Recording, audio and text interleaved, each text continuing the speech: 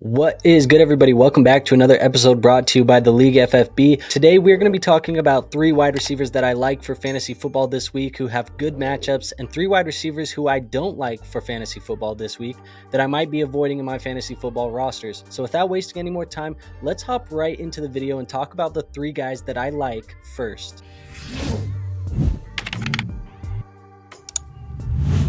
Now, the first player who I like in fantasy football for week 7 is going to be Hollywood Brown for the Arizona Cardinals. And I think Hollywood Brown is a low-end wide receiver 1 for your fantasy football teams this week. He gets a matchup here against the Seattle Seahawks, and they have a very favorable game script. They should be passing, they're playing from behind, and Seattle is giving the second most points up to the wide receiver position so far this year at 38 points per game. So Hollywood, he's been a very sneaky play so far this year. 4 finishes as a wide receiver 2 or better, and 2 of those finishes being in the top 17 wide receivers at the position. So again, I think he is a great play for you this week. This week's matchup is favorable enough that I do have him inside of my top 10 wide receivers at the position. And when we look at his projection over on Underdog Fantasy, they do have him projected at 56.5 receiving yards. I like the higher on that projection. He's gone for that in 3 of his last 4 games. Now, the second wide receiver that I like for fantasy football this week is going to be Jaylen Waddle, and he gets to play against the Philadelphia Eagles this week. I think Jaylen Waddle is also going to be a low-end wide receiver 1 in matchups this week. And like I said, that matchup against the Philadelphia Eagles, it is projected to be the highest scoring matchup of the week with a game total of 52 points. And Philadelphia is currently a top 5 easiest matchup against the wide receiver position. They're giving up about 34.1 points per game against their opponents. Now, we do expect Tyreek Hill to do his thing in this matchup. Obviously, Waddle has been very inconsistent this year, but with this game total being projected at 52 points, the matchup in favor of Waddle at the wide receiver position, I do expect him to have a very good fantasy football day and a lot of opportunity in this matchup. Waddle is coming off of his best week so far this year with a wide receiver 13 finish last week in week 6. And when we look at Underdog Fantasy right now, there are no projections for Jaylen Waddle at this time of the recording, but I do think that Jaylen Waddle is going to finish as a top 12 wide receiver for your fantasy football teams here in week 7. Now, the third wide receiver that I like this week is going to be a little bit of a deeper dive, but it's Terry McLaurin for the Washington Commanders. He gets to play against the New York Giants this week, and this projects to be a very competitive game script. I do think that Terry McLaurin will be a wide receiver 2 for your fantasy football teams this week, and this game they should force Sam Howell to throw the football for a full 4 quarters here. McLaurin has had 26 targets in his last 3 games, 2 of those games where McLaurin finished as a wide receiver 2 with a minimum of 14 points per game in both of those games, and all of this was despite him ever finding the end zone. So he did that without finding the end zone in those 2 matchups, and I expect this week to be a little bit more of the same for Terry McLaurin. I do have him as a top 24 option at the position, but if Terry McLaurin does find the end zone in this matchup, which there is a chance that Terry McLaurin can do that, I think he has top 12 potential at the position. And when we look at his projection over on Underdog Fantasy, they do have him projected at 55.5 receiving yards, and I do like the higher on this one. He has gone for more than that in 2 of his last 3 matchups. But now that we've talked about 3 of the guys that I like, let's talk about 3 guys that I don't necessarily like for fantasy football this week. And we're going to be starting with Michael Pittman Jr. for the Indianapolis Colts. And I currently have Michael Pittman Jr. as a wide receiver 3 for fantasy football this week. He does get a matchup here against the Cleveland Browns, and it projects to be a very low scoring affair against a defense that is allowing only 14.3 points per game to that wide receiver position, which is the lowest allowed points per game in the NFL to that position. So they are the best defense against wide receivers so far this year. And Pittman is coming off of a week here against the Jacksonville Jaguars where he saw 14 targets, and it may be a little bit too early to tell if he is Gardner Minshew's favorite target because we've seen mixed results over the last 2 weeks when Minshew's been the starter. I do think that this matchup this week is going to be tough enough where I do have Pittman outside of my top 25 wide receivers on the week, and looking at his projection over on Underdog Fantasy, they currently have him projected at 60.5 receiving yards, and I do like the lower on this projection because he has failed to surpass that number in 3 of his last 5 games. Now, the second matchup that I don't really like this week at the wide receiver position is going to be Michael Thomas against the Jacksonville Jaguars. And this week, the matchup against the Jags is projected to be a low-scoring affair. It is on Thursday Night Football, so we will be watching that over on Amazon Prime. And Thomas has been very consistent so far this year. The problem is that the consistency has been a very low ceiling from Michael Thomas. His ceiling has been capped by a very low-scoring offense, an offense that just hasn't looked very good so far. Derek Carr hasn't looked great, and Thomas has failed to find the end zone this year. And I really don't expect that to change because the Saints are bottom 5 in passing touchdowns on the season. He currently sits outside of my top 30 wide receivers on the week. And when we look at his projection over on Underdog Fantasy, they do have him projected at 52.5 receiving yards. And I'm not going to lie, this is a very solid projection for Michael Thomas. I actually would advise staying away from it or maybe adding it to your pick'ems entry with the insurance that they offer over there on Underdog Fantasy. But if I did have to pick a side on this receiving number, I would say that I'm going to go with the lower in this matchup. But like I said, it's a very great projection, and it's probably a projection that I would stay away from. Now, the third and final player that I am going to be avoiding in my fantasy football leagues this week is going to be Jeudy of the Denver Broncos, and he has a matchup here this week against the Green Bay Packers. And I'll be honest, I think Jeudy is a flex at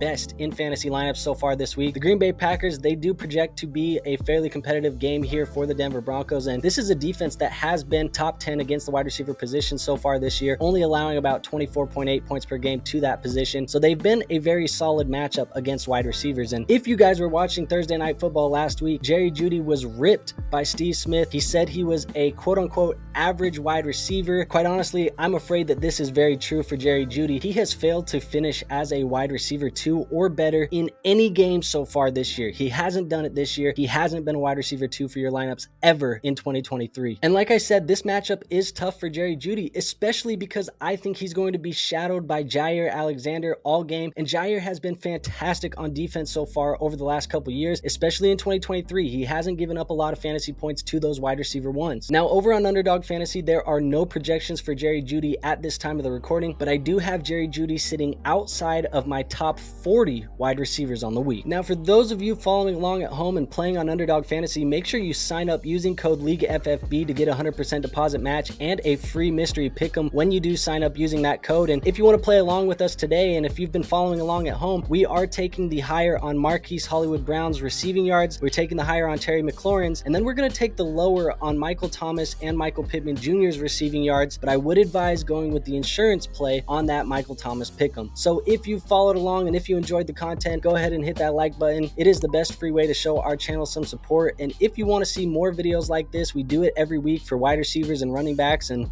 really every other type of video you can imagine. Hit that subscribe button for us so you don't miss any of our future content.